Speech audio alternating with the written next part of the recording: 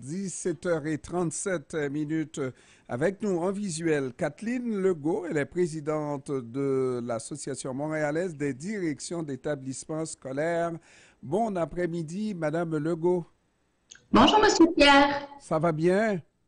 Très bien, merci. Bon, alors, dans ce débat qui fait rage à Montréal par rapport à cette grève qui s'annonce dans les établissements scolaires de Montréal, on dit que dans cette situation, c'est les élèves qui sont déjà en difficulté qui seront davantage pénalisés avec la grève qui s'en vient parce qu'on comprend que même si on ne parle pas de grève ouvertement, là, c'est une grève quand même et les élèves qui vont aller rester donc à la maison n'auront pas de devoirs à faire, n'auront pas de support et c'est ceux en difficulté qui vont d'abord et davantage écoper de cette situation. En fait, il y aura vraiment une grève la semaine prochaine, là, mardi, mercredi, puis jeudi et vendredi, d'autres personnes s'ajouteront. C'est certain qu'on préférerait que nos élèves soient à l'école, mais on comprend que quand il y a une grève, les élèves ne peuvent pas être dans l'établissement. On doit veiller sur leur sécurité, bien évidemment. Alors, il y a toutes sortes d'élèves dans la classe et surtout déjà que ces élèves en difficulté pour toutes sortes de raisons, déjà on manque de soutien pour ces élèves-là. Maintenant, on imagine que lorsque l'école sera en grève, ben, ils seront davantage touchés. Est-ce qu'on pense à ménager quelque chose pour ces élèves en difficulté qui sont dans des classes, souvent des classes régulières, là? En fait, il y a des élèves en difficulté dans les classes régulières, il y en a aussi dans les classes spécialisées. Et ce qui est le plus grand problème actuellement, c'est le manque de personnel. C'est vrai qu'il y aura une grève, mais le plus grand défi, c'est d'avoir du personnel qualifié en nombre suffisant pour aider tous nos élèves et on a, la pénurie est plus grave pour les groupes spécialisés ou pour les ressources pour les élèves qui ont des besoins particuliers. Donc, même quand l'école est ouverte, ces élèves-là, on n'a pas de ressources, pas toujours les ressources suffisantes pour les soutenir. Et c'est un peu l'argument des gens qui vont en grève. Ils disent que si nous voulons avoir du personnel en nombre suffisant et qualifié, ben, il faut offrir des conditions de travail qui vont faire qu'on y arrive. Alors, on verra si leur message est entendu, mais c'est certain que si on ferme l'école pendant longtemps, parce qu'on comprend qu'à Montréal, la grève des enseignants qui débute jeudi, c'est une grève illimitée. Alors, tant qu'il n'y aura pas d'entente avec le gouvernement, cette grève pourrait durer plusieurs jours et peut-être même plusieurs semaines, et personne ne souhaite ça. Madame Legault, lorsque on étudie pour devenir enseignante et qu'on choisit l'éducation spécialisée, est-ce que ça suppose aussi un traitement différent par rapport à l'enseignant qui aura une classe dite régulière par rapport justement à ceux qui choisissent l'éducation spécialisée et qui sont destinés à avoir des classes vraiment particulières? C'est le même traitement, c'est le même salaire. Par contre, pour se former, ce ne sont pas les mêmes cours. Donc, ce sont pas, il y a des cours qui sont similaires, mais il y a des cours spécifiques pour les gens qui ont la qualification d'école pour enseigner en milieu, en adaptation scolaire. Donc, et ce qu'on se rend compte, c'est que de moins en moins de jeunes sont intéressés par cette filière parce que, soyons clairs, les élèves qui se retrouvent dans les classes spécialisées, c'est les élèves qu'on n'arrive pas à garder au régulier. Donc, ce sont des cas qui demandent beaucoup de soutien et comme il nous manque de personnel professionnel ou d'éducateurs spécialisés qui viennent appuyer le travail des enseignants, mais la tâche devient très lourde et pour les jeunes enseignants, c'est un peu décourageant. Donc, ils vont choisir le régulier, ils vont choisir le préscolaire, ils vont choisir autre chose souvent que l'adaptation scolaire. Alors, effectivement, lorsqu'on parle de personnes d'expérience, on va le dire comme ça, qui pourraient avoir toutes sortes de raisons et même une vocation pour choisir cette voie-là, avoir affaire avec des enfants des cas plutôt lourds, mais lorsqu'on pense à un jeune homme, une jeune fille de 18, bon, peut-être de 20 ans, qui va choisir et demander à cette jeune personne d'avoir une telle orientation, c'est difficile parce que, à moins d'avoir une sensibilité particulière, mais normalement, celui qui veut devenir enseignant veut être un peu comme tout le monde, enseigner des enfants dits normaux, entre guillemets. Euh, Ben, en fait, chaque classe a ses défis, puis il y a des gens qui sont intéressés, mais il faut juste qu'il y ait le personnel autour de la classe pour pas qu'ils se découragent ou pour pas que la tâche soit trop lourde et qu'il y ait autour d'eux des collègues d'expérience prêts à les épauler en début de carrière.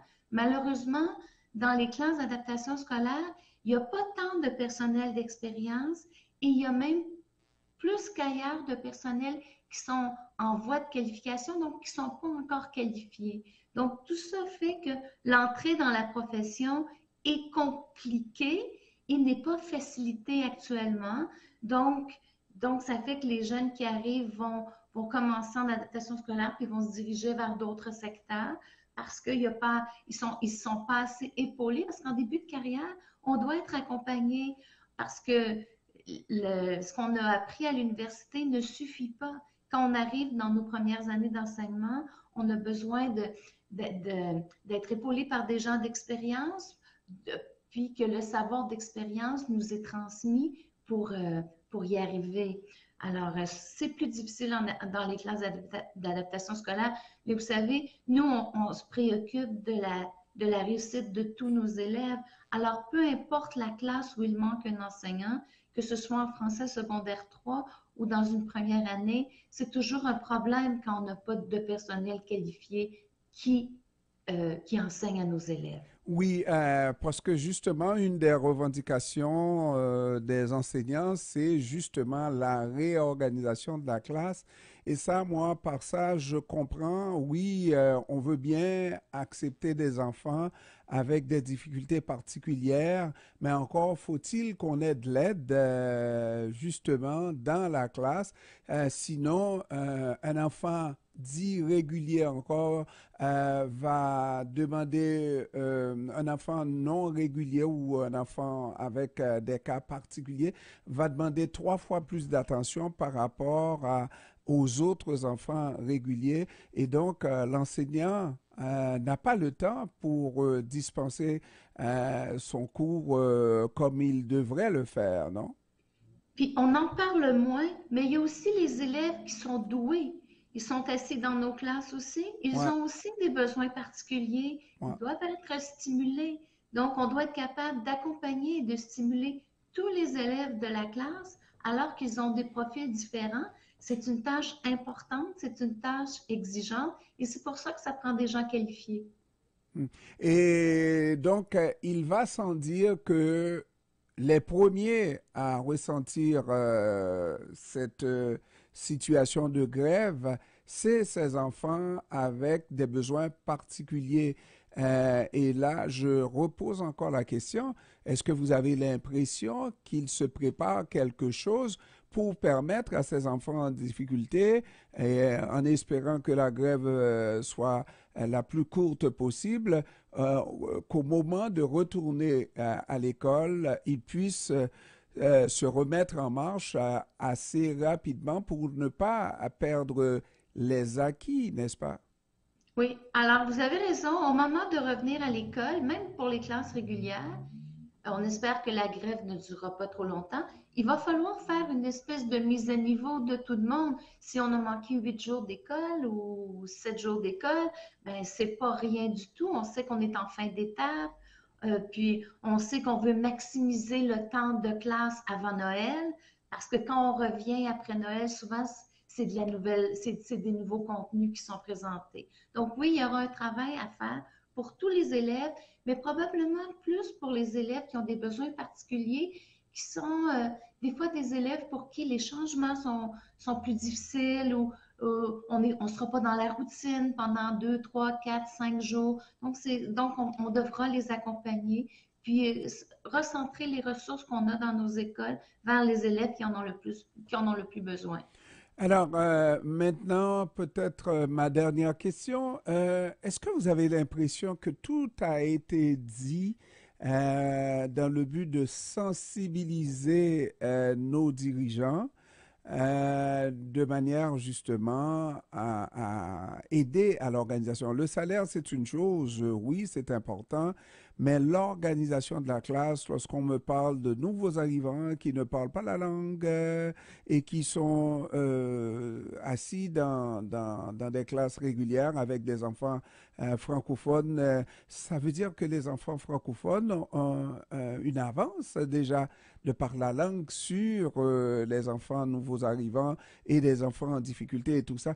Est-ce que vous avez l'impression que les dirigeants comprennent assez bien, saisissent assez bien la problématique pour arriver à trouver une solution? Parce que la solution, elle existe, hein, parce que le problème existe, la solution existe, mais encore faut-il qu'on s'en parle.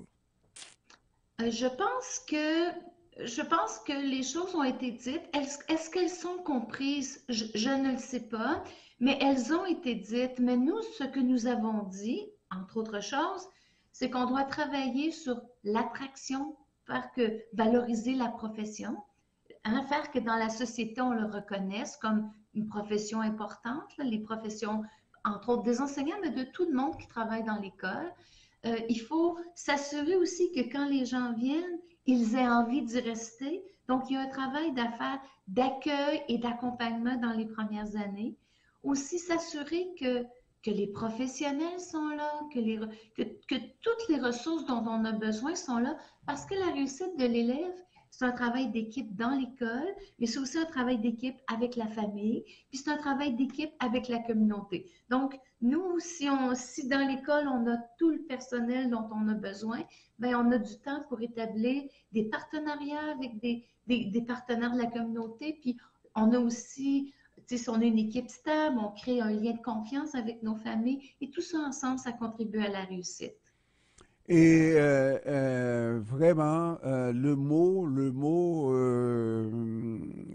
qui a toute sa place, c'est la valorisation de la profession d'enseignant. On semble ne pas valoriser suffisamment la profession et puis c'est dommage parce que j'ai l'impression que tous, hein, lorsqu'on atteint un certain niveau dans la société, on se rappelle toujours d'un professeur qui a marqué notre participation, enfin, pendant qu'on était à l'école, qui nous a marqué, qui nous a intéressés à continuer. Et malheureusement, on ne semble pas comprendre l'importance de la profession et on ne valorise pas suffisamment la profession. Et c'est pour ça qu'on a l'impression que les gens, les jeunes, hein, la majorité de temps qu'ils passent, c'est quoi? 5, 6 ans avant de penser à faire autre chose? Oui, et ce qu'on remarque aussi, puis ça vient peut-être avec la valorisation qui n'est pas suffisante, c'est que il manque de jeunes hommes dans la profession. 88% là, dans nos écoles primaires et secondaires, ce sont des femmes. Donc, ça veut dire que peut-être qu'on pourrait valoriser davantage aussi le rôle éventuellement de jeunes hommes qui pourraient aussi venir porter main forte au réseau puis offrir des modèles positifs à nos jeunes qui grandissent. Donc, ça aussi, c'est quelque chose qu'on pourrait améliorer.